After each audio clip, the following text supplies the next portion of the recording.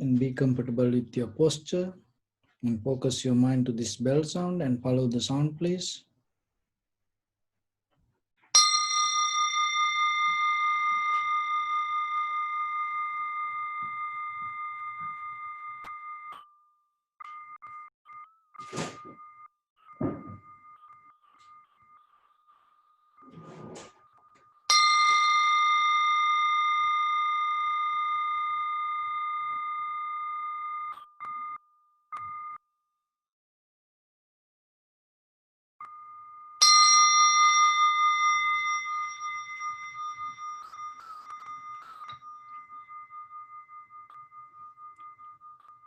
Namo tassa bhagavato arahato samma sambuddhassa. Namo tassa bhagavato arahato samma sambuddhassa.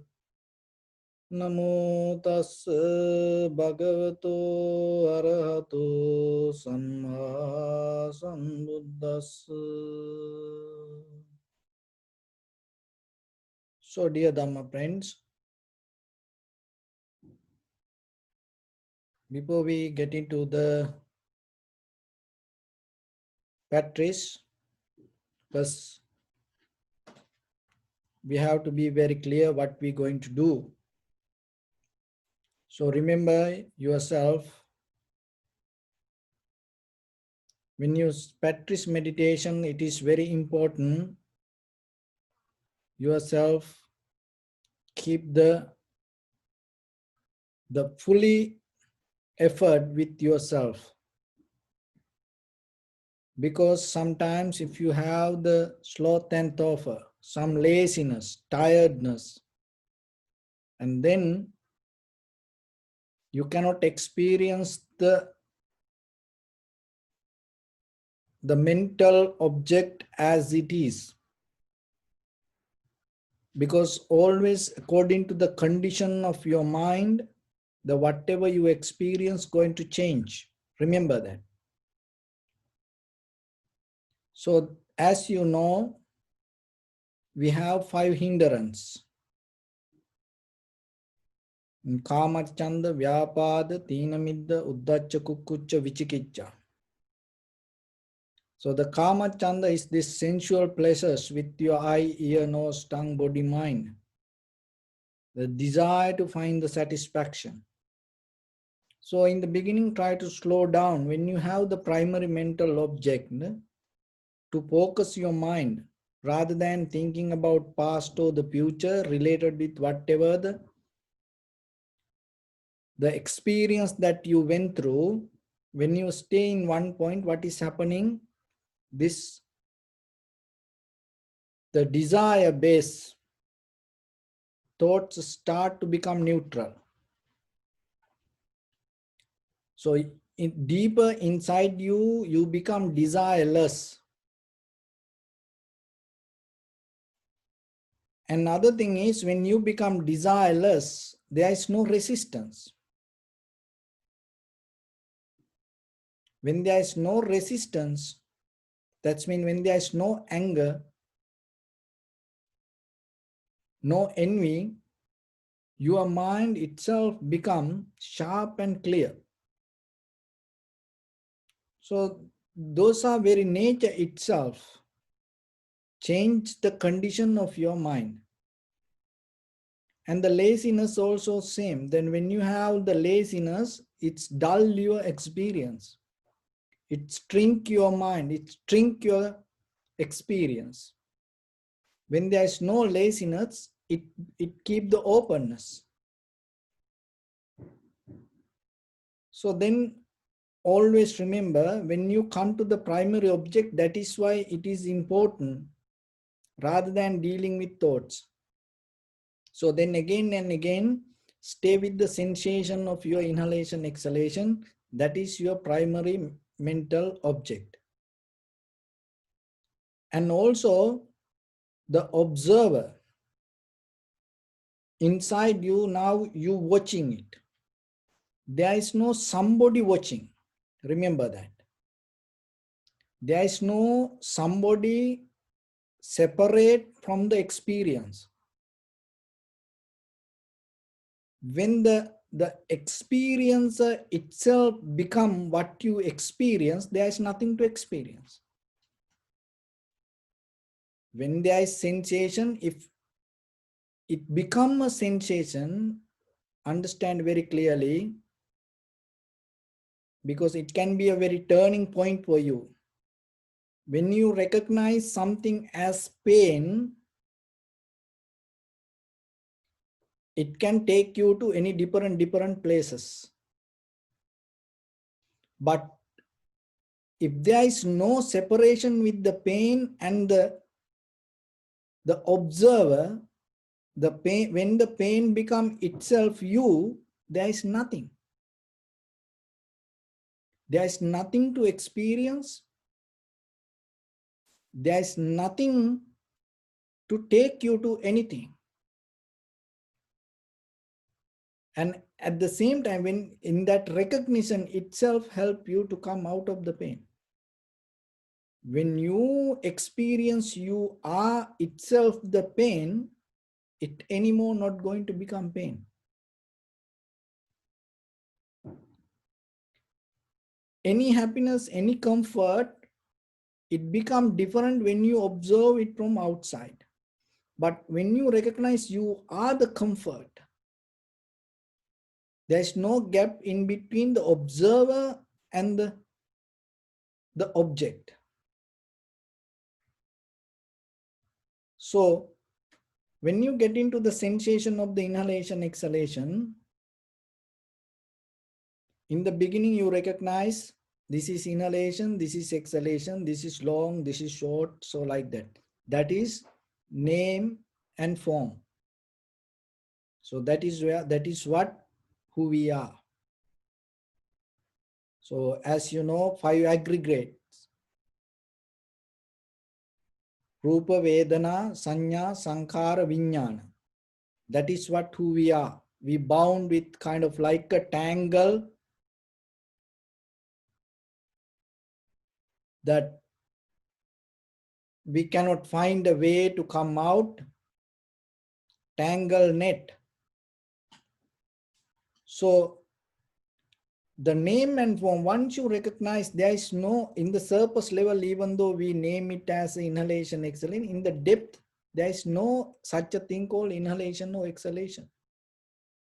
Even arising, existing, and disappearance. For it, we say to get into the practice. But when you go deeper, there is no existence. Arising, and we say in conventionally, exist and disappear. There is no such a thing called exist. Why? Because even when you go to the bottom of the whatever the exist, that you experience the existence, listen this very carefully, you experience the existence as a result of change. Because when there is no change in the depth of your inhalation or exhalation, you cannot experience it.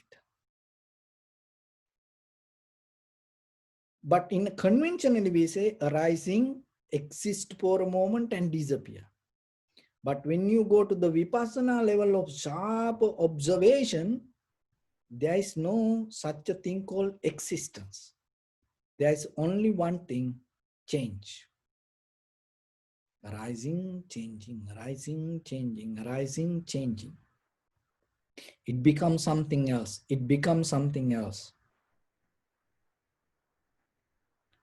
So then when you observe the inhalation, exhalation, try to get into that. And when you get into that, remember, don't relate it with any idea. Even I say this like this, don't relate it with it. Just observe independently yourself. Don't do it because you heard this like this. Then it is not going to become your real experience. Just observe with very clear, empty mind. At the same time, your fully capacity, you have to use head to toes, entire your body. Head to toes, your all atoms need to activated and focus and stay sharp and see the very moment with the sensation without categorizing it. Just try to experience for a moment. So that sensation we call the nimitta, and it is your kamatana, means you stay and focus and recognizing, focus and recognizing. Don't try to do anything else. So then today we're going to drop all other categories, stay and focusing and recognizing, experiencing only the change. Only the change. So whatever come to you in a deeper level, so whatever arise as a sound, as a sensation, as feelings, as thought, don't try to struggle in on the surface level. Go to the depth and see the change. Go to the depth and see the change. Stay with the change. Try to get into that. And at the same time, remember, there is no gap in between the observer and the object. The object itself is the observer. So with that, your right palm on your left, neck head straight in one line, and be comfortable with your posture. Let your whole body weight go down. Scan head to toes. 3 times say Supat Deva, or may I be well and happy. 3 times.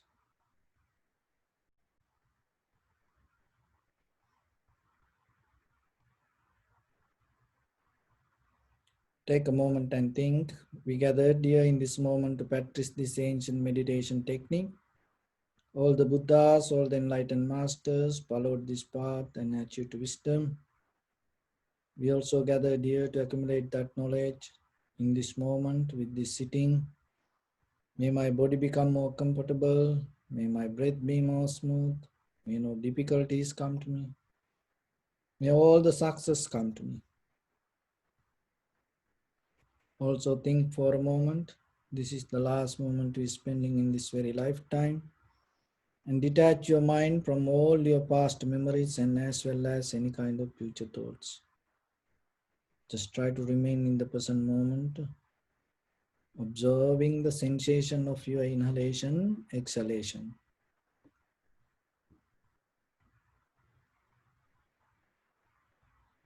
Deeply and gently breathe in, breathe out 3 times.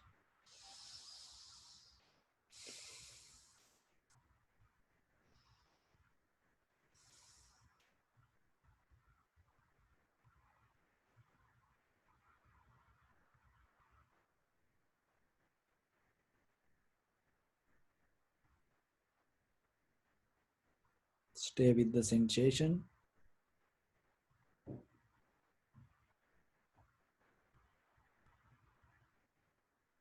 Just recognize. This is rising, this is falling.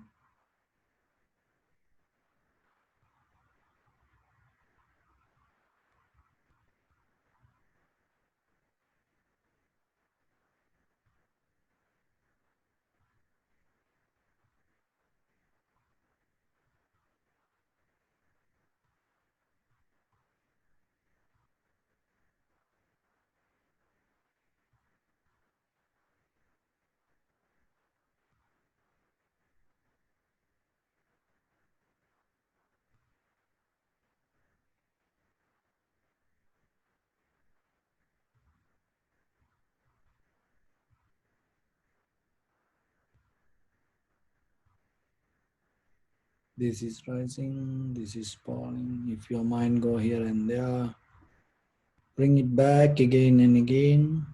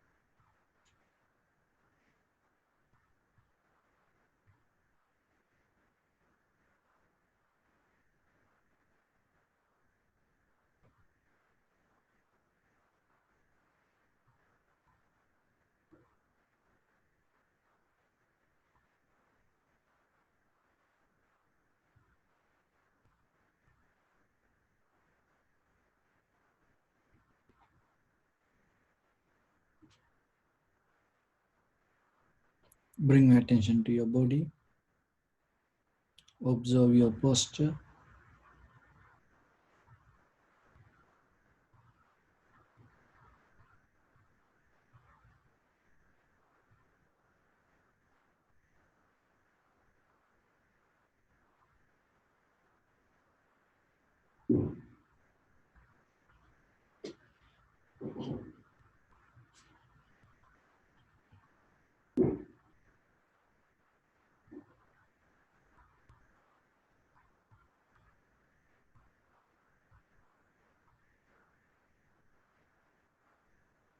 We cultivate loving kindness and compassion in our heart and radiate it as a light through entire this compound, this village, this city, this state, this country, this world,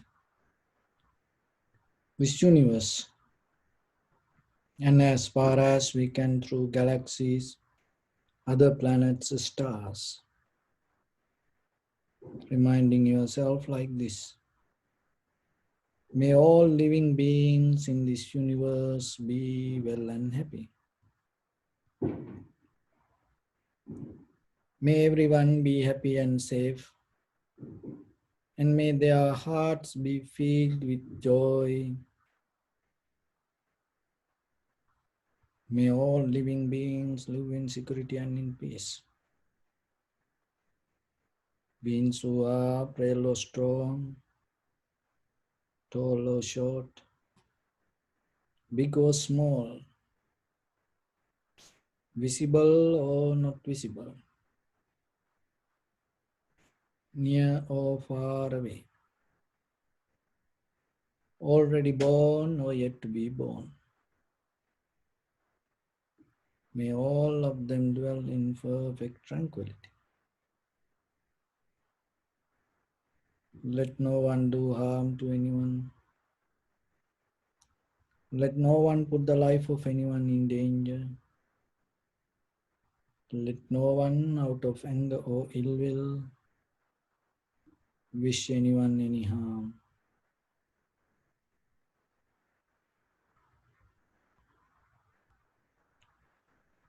Expand the loving kindness and compassion, beginning from your heart, forward. So visualize yourself and send it as a light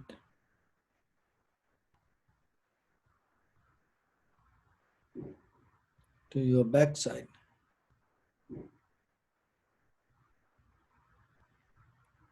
to your left side, and to your right side.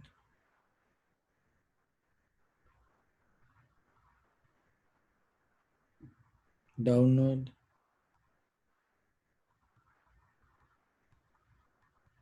and upward.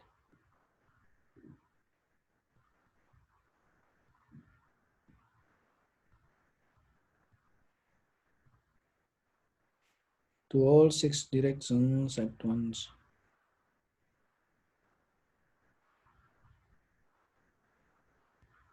Like the moon, the sun, spread the light, spread the energy. Without any condition, without any limitation, without any resistance, or without any judgment. Let your heart to shine with the loving kindness and compassion from the bottom of it, with the maximum effort to the highest. Wishing yourself, may all living beings in this universe be well and happy.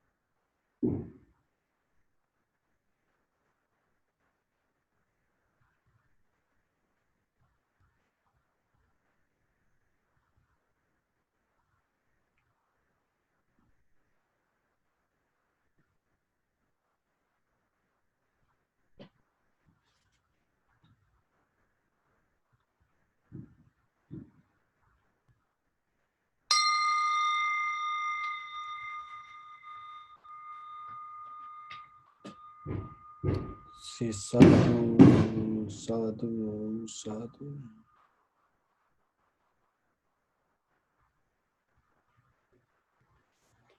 So, dear Dhamma friends, today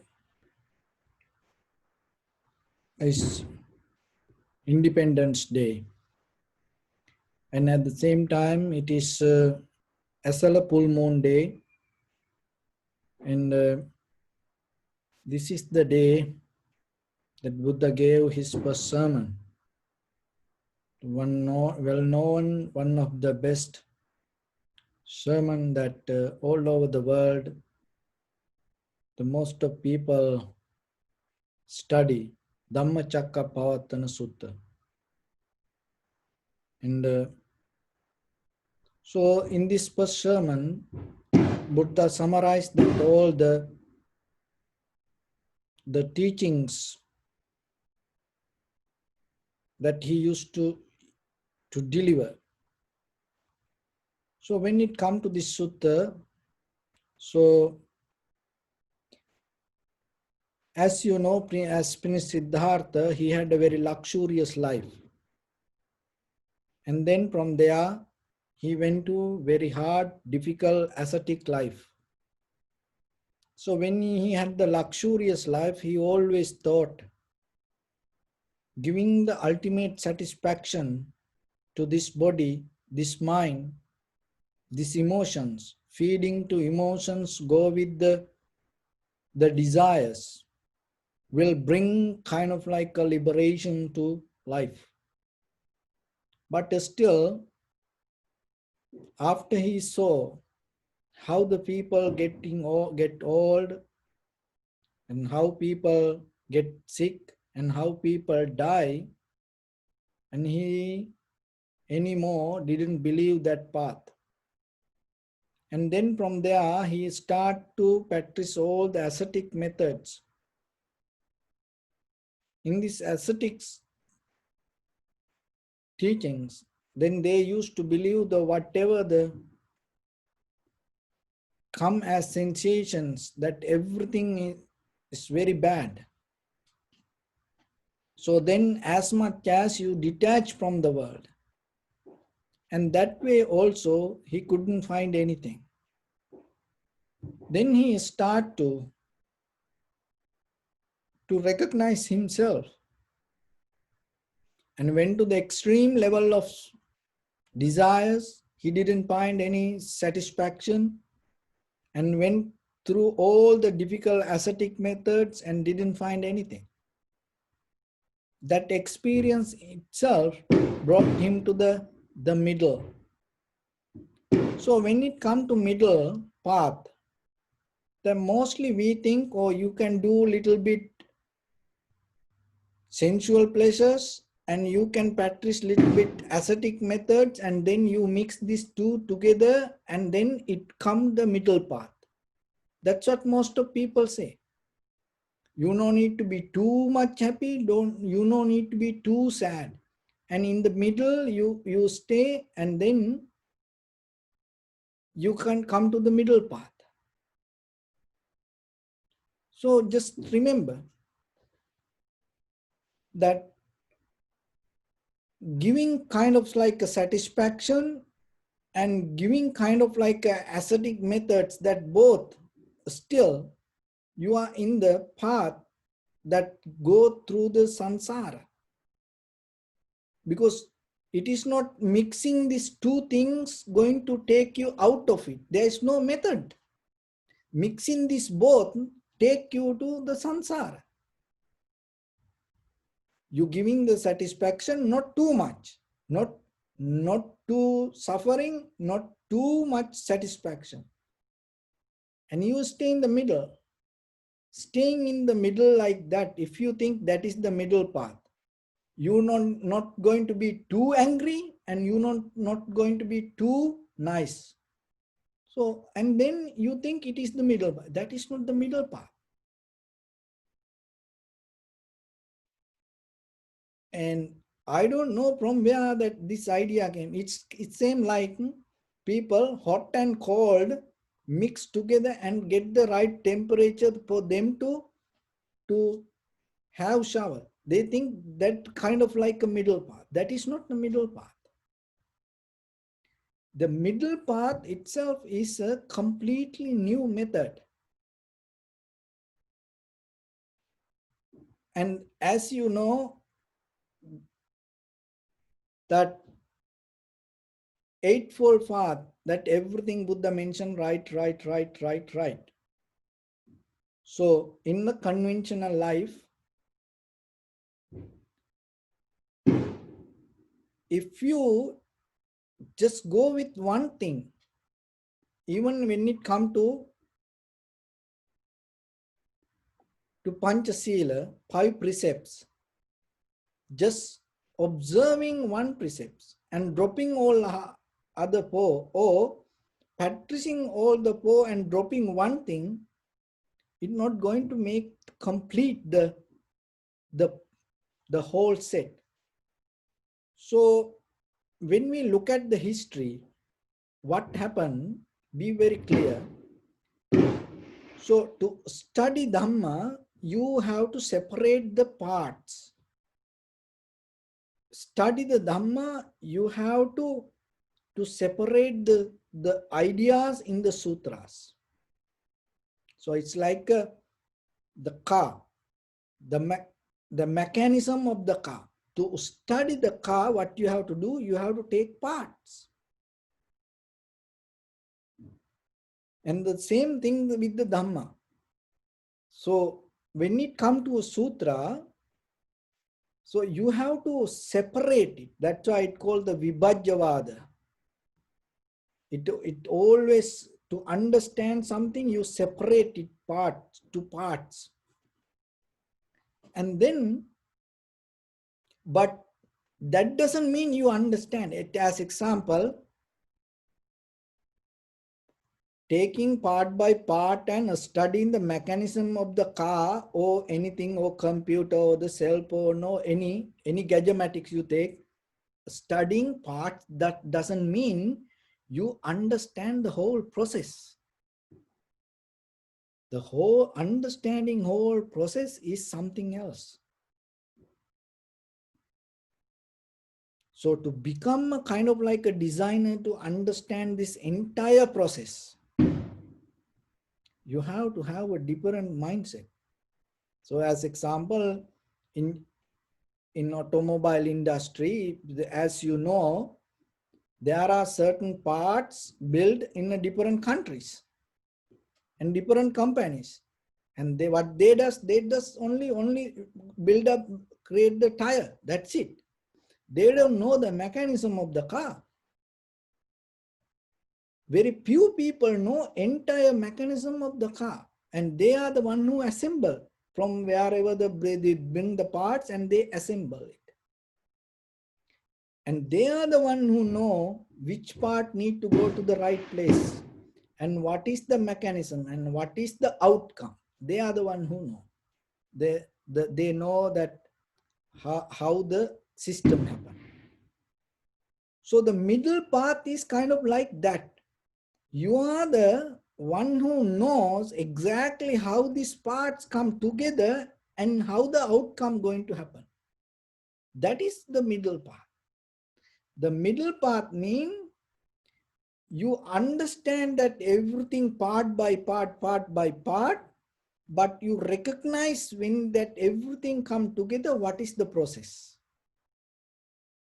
So you learn, you study the 5 precepts one by one, but when you perform, you use all the 5 precepts as one. So Eightfold Path, you study one by one, but when you live with the Eightfold Path, you use all the 8 categories, that 8 departments as one. That is where you get the result. That is what called the middle path. So the middle path means it's kind of like that as you know, the Dhamma chakra, the wheel of Dhamma, that you cannot take one part. So to complete the part, the wheel, that each and every part should be at the right place and at the right performance. So like that, the middle path means, so as example, when you say your well-being, your head to toes, entire body, each and every organ should function to the right exact amount of energy and should function and bring the right outcome according to that organ. The kidney used to do its duties exactly 100% as according to its nature. The lung should function according to that. So like that, it should have its own, hold its own nature. And in case if it is becomes something else, then it's not going to work. So then when it comes to Dhamma, when you study or when you learn, even when yourself, when you perform, always remember, learn to get as one. It is okay to study separate, but when you perform, you have to perform as one. So I give a little example from day-to-day life. When you say, like as example, husband, wife, children, and parents, that we say a family. When you say a family, can you separate you from the family? Because you are inside the family. You have to take each and everybody as one. So in case your children start to say, I do whatever I want, and the husband or the wife say, I do whatever I want, and the parents say, I do whatever I want, if they start to separate, and according to the age or like that, if you try to separate them, so what entity you going to get as family? So look at the house, the very mechanism of the structure of the house.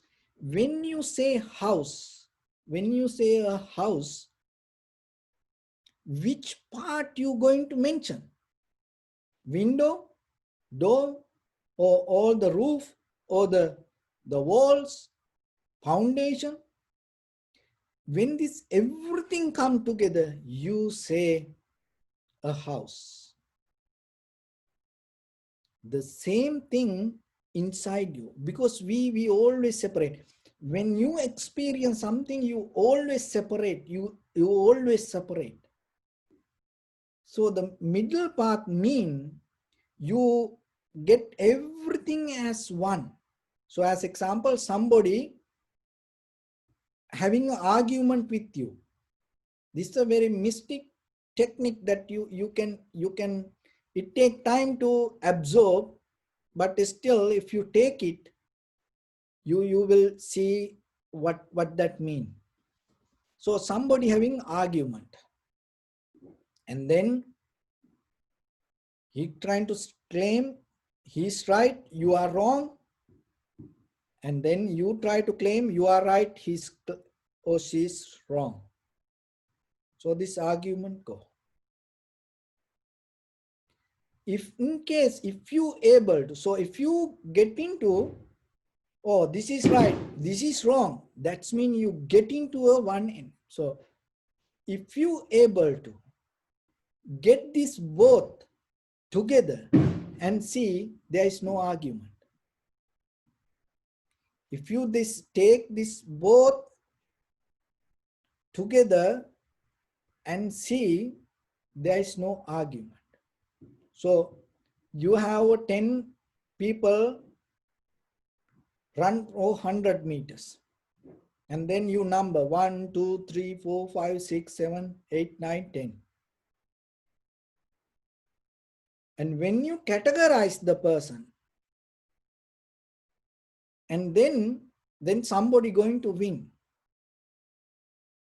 But when you put that all 10 together, it is just a game. That's it. The winners, the losers, and everybody in that. So what we does mostly, we separate. Oh, this is bad, this is good. So like that we go, we separate something. But if you able to see this both, it came like this is the method that it's a like yin and yang, because you cannot separate something from other one. It's both interdepending. So how about when it come to your life and you have resistance inside you? You have desire to become somebody. From where and from which place you try to become? To what place? And how about if you take that the both as one place, that at the both as the same existence, the what will happen to the current that you trying to become? You drop that current deeper inside. So the middle path, it's kind of like that. So it is not you take one and then you take this both part and mix this both qualities together and bring something. No, you recognize this everything as one. When you recognize this everything as one, you get into a very new mental view or the understanding. So that understanding is very new. It's not related to whatever the it used to be or whatever the end that we used to carry. It is completely new path. Why it's a middle means, and it's all that everything, not without getting to one end, you recognize that everything in as one. And that is where you have to have the centered consciousness. When you have centered consciousness, and in that very moment, the whatever you're trying to divide, that division anymore not going to exist. So as example, you feel the pain. If you become the center of the pain, you become the pain. Anymore there is no pain. So when it come to that the whatever the sad, worry, unhappiness, even in that very, in the middle of that, if you recognize that you are itself, that unhappiness, worry, sadness anymore, it's not going to become. But we always have a different mental view and we compare. That comparison make the things worst. If you able, when it comes to the middle path, there is no comparison. That is the beauty. Why? Because itself you become it. So as example, when you mention as a game, like there in that place, there is no winner or loser. Winner or loser come as a result of comparison, compare. But it's more than the game that you can use like a play. So when you say you playing soccer, that doesn't mean you are a winner or loser. So like that, our in day-to-day life, mostly when it comes to the Dhamma, we try to recognize part by part, and that Sila, Samadhi, Panya, oh, I do only tranquility state, I can only practice generosity, I cannot practice any rituals this time. So like that we divide things.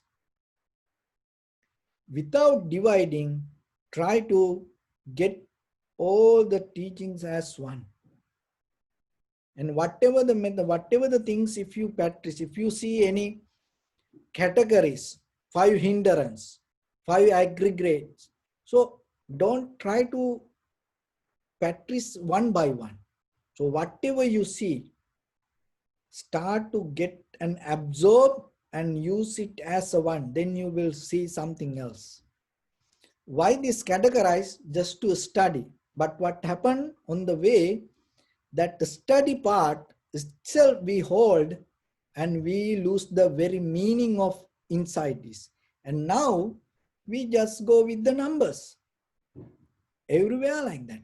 This is 1, 2, 3, 4, 5. That's it. And we think that is the Dhamma we study. Oh, eightfold path. Oh, this is what right view, right action. So like that we go with it. And then we think, oh, we know it. We know just parts. When you put these all 8 things together, there is something else arise. You never saw that. So that is what you have to do. To do that, suddenly you cannot do it. Slowly, little by little, by hearing you know now, but when you practice, there should be a right time for it. Remember, just by hearing itself, next day you cannot do it. Yourself, you have to observe and recognize the right time. And in the right time come, you have to do it. So there was a dog, little puppy. And then somebody stolen this puppy. And he used to take this puppy wherever he goes. This puppy didn't want to, and the puppy was experiencing very bad, unhappy moment wherever it's go and giving hard time.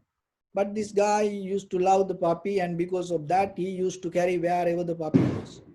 He stolen the puppy from somewhere and used to tie it with the little rope to his neck. And then there was a Zen master was going one day. And the Zen master saw this little puppy and understood what is the misery, what is the difficulty going through. And then, in that moment, that person was, the thief, was just lying down. And it's not sleeping, just half sleeping.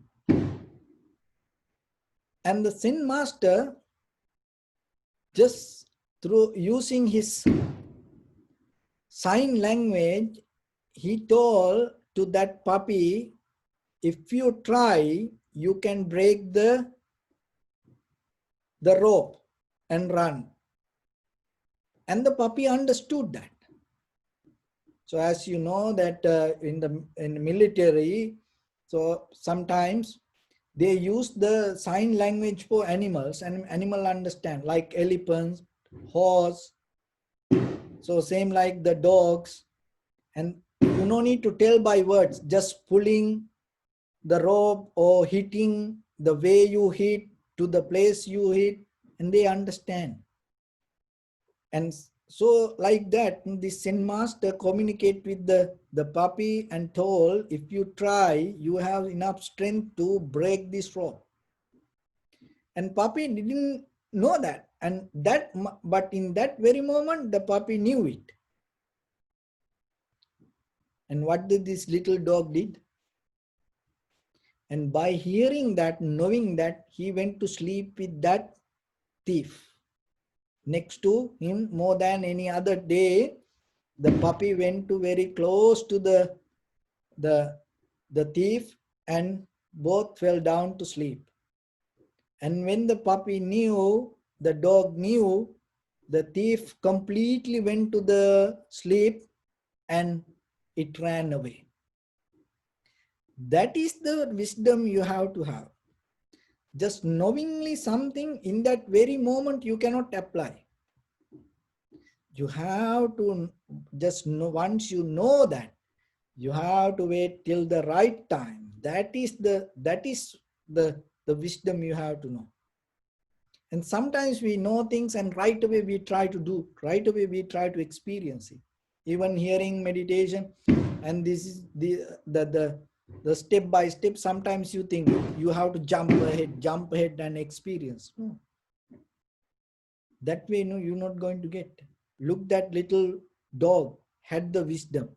Once it knew what to do, it was not hurry. Why? Because it was waiting till the thief went to deep sleep. Otherwise, what will happen? If we try, maybe the thief wake up and catch it. So then yourself remember, the vipassana are the same. And when it come to understanding, mean to understand everything as one, you have to get into the right mindset. Otherwise, you cannot get. So then you study part by part, whatever, but remember to recognize everything as one. Whatever the incident happened, don't separate. It is okay to separate and understand, but you have to have capacity to develop the whole incident as one. And even in a family, don't try to separate. Try to be as a family, as everybody as one. And it's in the society, it's a country, in the world, in the universe. Don't try to separate.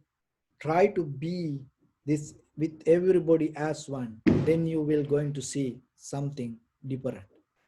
That understanding is going to transform you to different kind of experience. That experience is not belong to conventional. Why? Because the conventional life always related with the positions, space, time, name and form, or like that. It always divide. But if we go with the divisions, you will never understand what is middle path. The middle path means you come out of the divisions and you look from above it. So with that, I bless upon everyone. With this good practice, may all of you be well, happy and peaceful. May no harm come to you. May no difficulties come to you. May no problems come to you. May you also have the patience, courage, understanding and determination to meet and overcome inevitable difficulties in your life. During this time period, may everyone stay healthy and safe. And finally, may all of you attain supreme bliss of Nibbana. Sabbityo vajjantu sabbarogo vinassatu mate bhavattantarayo sukhi digayuko bhava. Ittavata chammi sampadam punya sampadam sabbe devanumodantu sabba sampatti siddhya. Sabbe bhutanumodantu sabba sampatti siddhya. Sabbe sattanumodantu sabba sampatti siddhya. Idamme punya kammang asavakkaya vahangotu sabba dukkha pamuncatu. Bless you.